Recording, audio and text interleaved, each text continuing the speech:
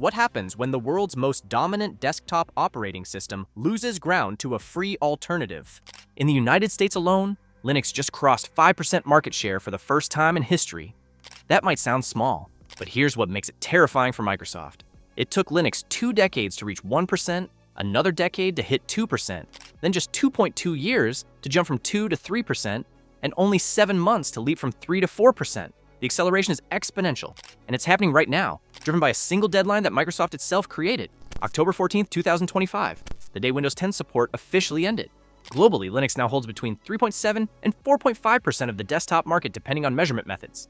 But in gaming specifically, Linux reached 3.20% by December 2025 on Steam's platform. This isn't speculation. This is real data from StatCounter, Steam's hardware surveys, and migration tracking across multiple continents. By the end of this video, you'll understand exactly why this shift is happening, why Microsoft can't seem to stop it, and what it means for the future of personal computing. Windows has dominated desktop computing for over 3 decades. In early 2025, Windows still commanded roughly 70% of the global desktop market. Microsoft's strategy has been consistent: tie users into an ecosystem of productivity software, cloud services, and hardware requirements that make switching painful. Windows 10 launched in 2015 and became the baseline for consumer and enterprise computing. Then, Microsoft reversed course with Windows 11 in 2021. Windows 11 introduced strict hardware requirements that locked out millions of functional machines. You needed TPM 2.0, a security chip that many pre-2018 computers don't have. You needed UEFI secure boot and a processor from a specific, approved list. Overnight, machines running Windows 10 smoothly became officially incompatible. Microsoft positioned this as security, claiming modern threats demanded modern hardware. But the company set a hard deadline: October 14, 2025. After that date, routine security patches would stop for Home and Pro editions unless users enrolled in extended security updates. Microsoft offered consumer ESU for the first time. For $30, or by syncing PC settings to OneDrive, you could extend updates through October 2026. This was explicitly a temporary bridge, not a solution. The message was clear: upgrade your hardware, pay for coverage, or accept the risks. For a company built on ubiquity and compatibility, this was a gamble that backfired. Here's what actually happened when that deadline hit. Security researchers and community trackers documented a massive spike in Linux distribution downloads in the weeks following October 14, 2025. Zorin OS, a distribution designed specifically to look and feel like Windows, reported that its version 18 reached 1 million downloads within 5 weeks of release. The Zorin team confirmed that over 780,000 of those downloads came from users migrating directly from Windows 10. This single distribution alone represents a migration wave larger than some entire operating systems have ever achieved. Multiple Linux distro mirrors reported unprecedented traffic spikes. Forum activity surged across Reddit and dedicated Linux communities, and migration guides flooded tech websites. Steam's hardware and software survey, which tracks operating systems among PC gamers, showed Linux gaming market share hitting 3.05% in October 2025, the highest level since Steam for Linux launched over a decade ago. That's a 52% increase from the previous year. By December 2025, that figure climbed to 3.20%, representing an all-time high. These aren't hobbyists tinkering in basements. These are people who game on their primary machines, often the most Windows-locked demographic in consumer computing. StatCounter's data tells an even sharper story. In June 2025, Linux crossed 5% desktop market share in the United States for the first time ever. Globally, Linux held between 3.7 and 4.5%, depending on the measurement window and methodology. But that acceleration pattern is what matters. The jump from 3% to 4% took only 0.7 years compared to years or decades for previous milestones. Industry analysts watching this trajectory now project Linux could reach 6% globally by late 2026 if current trends continue. You're probably thinking hardware incompatibility is a niche problem, or that most people will just buy a new computer. But the numbers don't support that assumption. Reports leading up to the October deadline suggested that 35 to 40% of Windows machines globally were still running Windows 10. That translates to hundreds of millions of devices. For budget-conscious households, small businesses, schools, and users in developing economies, replacing a functional laptop or desktop just to satisfy a TPM requirement is not a realistic option. A new computer can cost anywhere from $400 to over $1,000. Linux, by contrast, is free. It installs on hardware from 2010 onward without complaint. and it receives security updates indefinitely at no cost. But there's a deeper issue Microsoft created for itself: trust. Windows 11 shipped with aggressive telemetry, mandatory Microsoft account sign-ins for setup, constant prompts to enable OneDrive and Microsoft 365, and relentless AI feature marketing that many users actively resent. Privacy advocates have repeatedly criticized Windows for built-in data collection pipelines that send diagnostic information to Microsoft servers by default. Linux distributions don't ship with that baggage. Most major distros don't track users, don't require account creation, and don't bundle advertising or upsell prompts into the operating system itself. For users who feel like Windows works for Microsoft instead of for them, that difference is non-negotiable. Gaming used to be the ironclad reason to stay on Windows, not anymore. Valve invested heavily in Proton, a compatibility layer allowing Windows games to run on Linux with minimal performance loss. The Steam Deck, a handheld running Steam OS, proved the concept works. Thousands of Windows-exclusive games are now playable on Linux. AAA titles with invasive anti-cheat remain challenging, but for most of Steam's catalog, the gap has closed. Gaming-focused distributions like Bazzite and Manjaro have surged among users leaving Windows. Governments are moving too. Germany's Schleswig-Holstein replaced Microsoft tools with Linux and LibreOffice in April 2024. France runs over 103,000 computers on Ubuntu. Denmark announced a Microsoft to open source transition in 2025. The EU is considering an EU Linux for public administrations. These are operational decisions driven by cost savings and digital sovereignty. Now let's talk about Microsoft's response, or the lack of one. Microsoft's public statements about Linux desktop growth have been almost non-existent.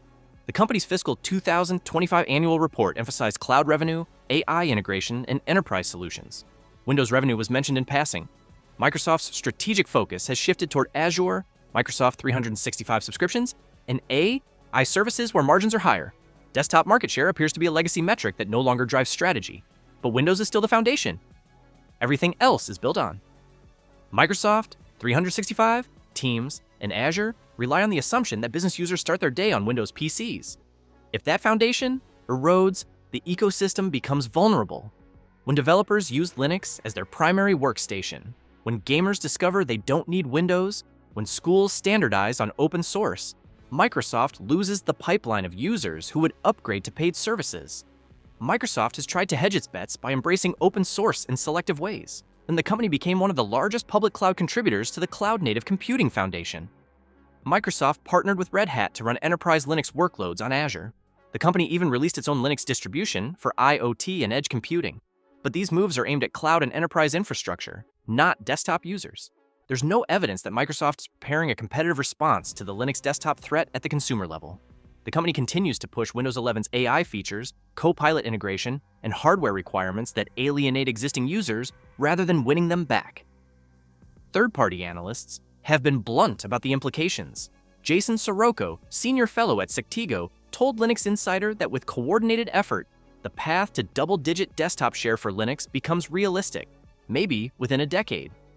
Industry reports project the global Linux operating system market will grow from $21.97 billion in 2024 to $99.69 billion by 2032, representing a compound annual growth rate of nearly 21%.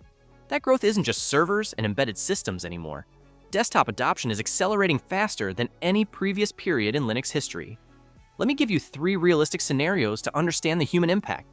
Imagine a small business owner running a 10-person company on Windows 10 machines purchased in 2019. Those computers work perfectly for email, accounting software, and web-based tools.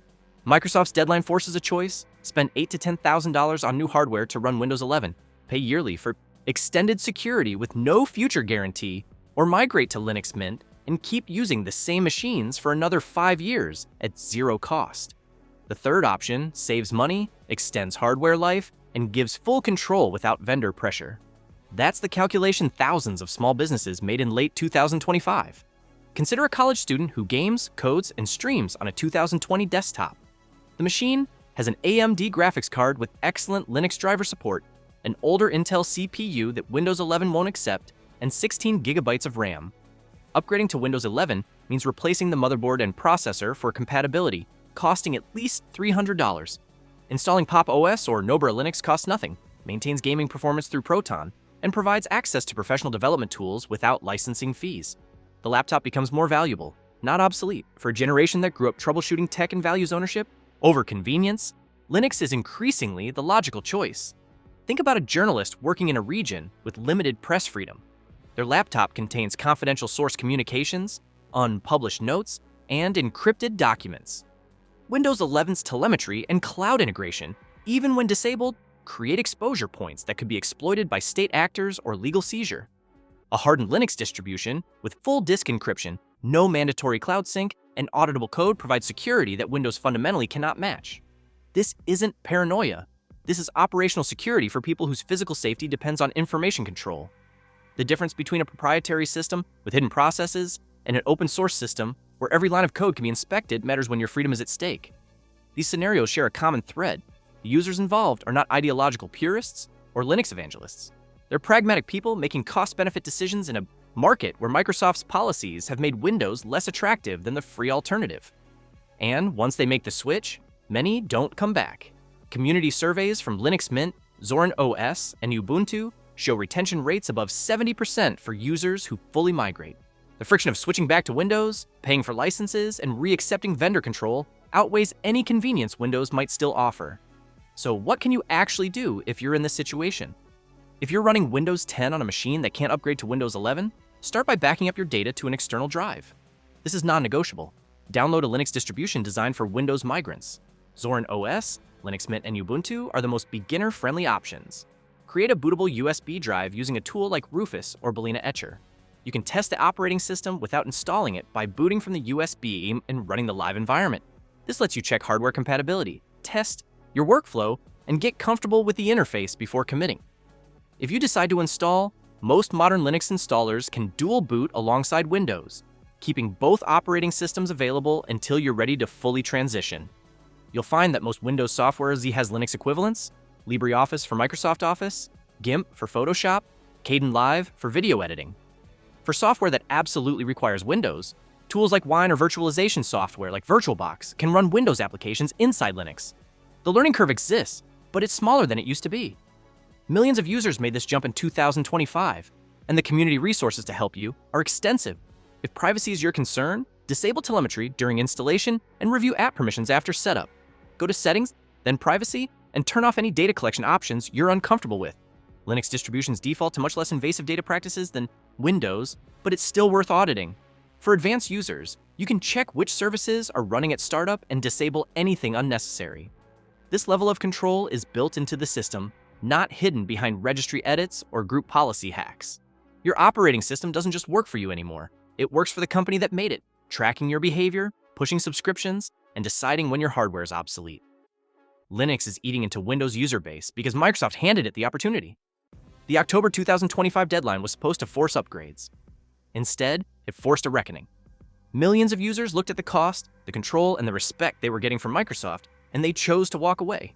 This isn't the year of the Linux desktop in the sense that Linux will overtake Windows tomorrow, but it is the year the trajectory changed. The acceleration is real, the migration is measurable, and Microsoft is watching it happen with no clear plan to stop it. If this video made you rethink your operating system, hit the like button and share it with someone still running Windows 10. Drop a comment and let me know, are you making the switch or are you sticking with Windows? And if you want more investigations into how tech companies shape your digital life, subscribe and turn on notifications. The next one might be about the device you're holding right now. Thanks for watching.